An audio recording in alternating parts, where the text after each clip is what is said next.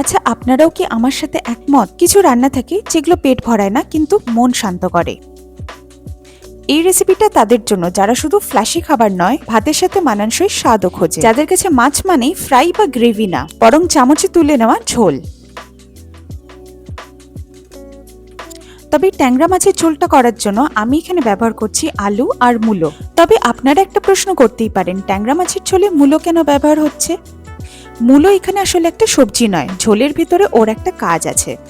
ট্যাংরা মাছ একটু আর্দি স্মেলের হয়, বিশেষ করে ফ্রেশ হলেও মূলো সেই গন্ধটা ন্যাচারালি কাটিয়ে দেয়, কোনো এক্সট্রা মশলা ছাড়াই।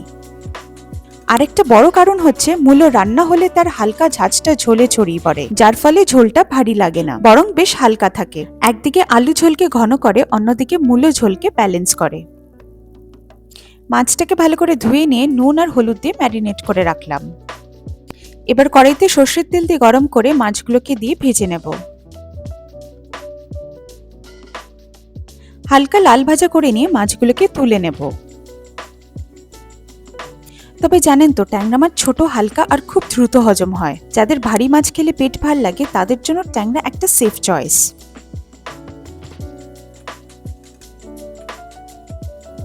মাছটাকে ভেজে তুলে নিয়ে ওই একই তেলে একটা এলাচ, অল্প সাদা জিরে দিলাম। তারপর আলু আর মূলোটাকে দিয়ে সামান্য হলুদ গুঁড়ো আর নুন দেব।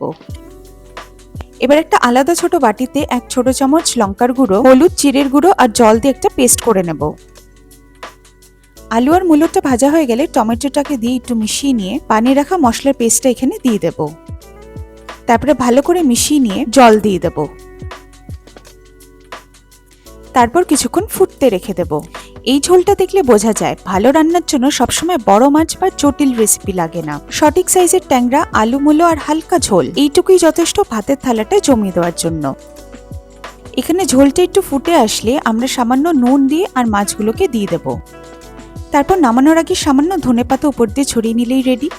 আপনি যদি আজ বাড়িতে এই ঝোলটা বানান তাহলে বুঝবেন কিছু স্বাদ চুপচাপ থাকে কিন্তু অনেকদিন মনে থেকে যায়। আপনাদের মধ্যে ট্যাংরা মাছ খেতে কে কে পছন্দ করেন কমেন্টে অবশ্যই জানাবেন। আর এই রেসিপিটা ভালো লাগলে একটা লাইক করে দিয়ে প্রিয়জনদের সাথে শেয়ার করে দেবেন।